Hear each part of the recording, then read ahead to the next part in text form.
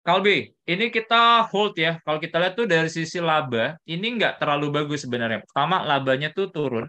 Di sini turun banget. Sorry.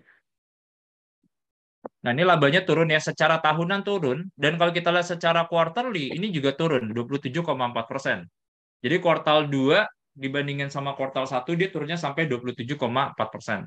Sebenarnya apa yang ke-capture-nya? Pertama adalah kita ngebahas laporan keuangan atau laba, itu tuh dari revenue-nya dulu. Jadi kalau kita lihat revenue dia turunnya sampai 7% ya. 7,1% year on year, sorry, quarter on quarter. Jadi kalau kita lihat ya, yang sebenarnya tuh kayak lumayan kena. Jadi saya kebetulan juga kemarin baru datang ya dari analyst meetingnya Kalbe. Mereka state ya bahwa ibaratnya kalau misalnya buat kayak farmasi bisnisnya dia atau nutritionalsnya dia, translasinya nggak terlalu bagus gitu ya. Somehow ketika misalnya post-COVID, secara behavior, orang tuh lebih nggak consume. Kayak misalnya kayak buat vitamin atau buat obat dan lain-lain gitu. Jadi itu yang sebenarnya jadi concern sih yang lumayan signifikan gitu. Jadi translasinya menurut kita apakah ini akan berlanjut? Menurut kita ada ya, ada ruang gitu ya, ada ruang bahwa kalau kita lihat dari sisi masyarakat secara behavior dia nggak akan terlalu consume ya buat yang ibaratnya berhubungan sama obat ataupun nutritionals.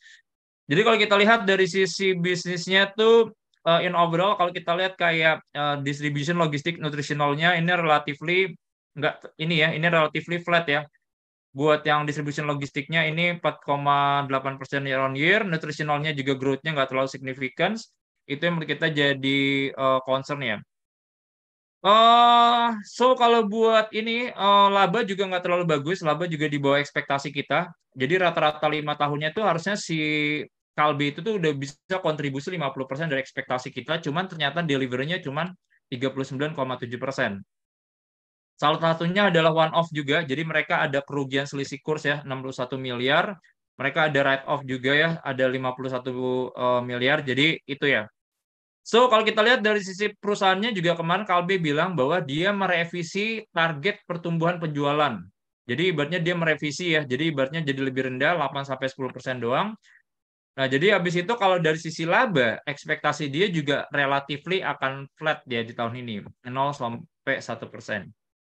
Nah, jadi itu ya buat Kalbe. So, kita Kalbe itu nggak terlalu ini ya. Jadi kita hold target price-nya di 1.900. TPI